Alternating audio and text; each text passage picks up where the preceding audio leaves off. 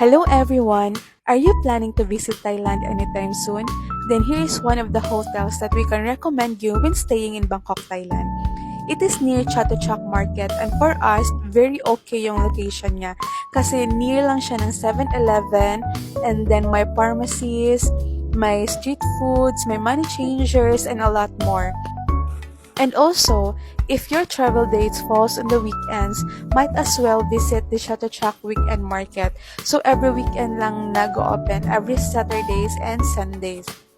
Madaming mura, good for pasalubongs, souvenirs, and also meron din silang mga street foods, and also yung mga trending na mga inhalers, mga ganon. Ang dami dun sa Chatuchak Market and then mura lang din. So ayun na nga. So, quick tour muna tayo sa room. We booked this room via Agoda for 2,000 plus per night and we stayed here for 2 nights.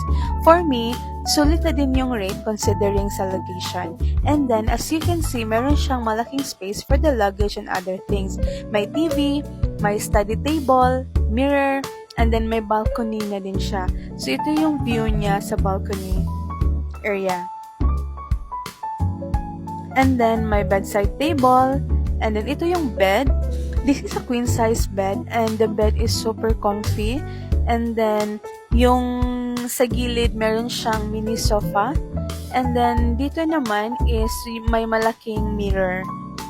So, ito naman yung sa CR. So, for me, yung ambience ng CR is medyo dark. But, overall naman, malinis naman yung CR. So, super okay. And then, dito may mirror. So, yung mirror nila is nag-change yung color. So, try natin change yung color. So, yun. Medyo mas lighter na siya.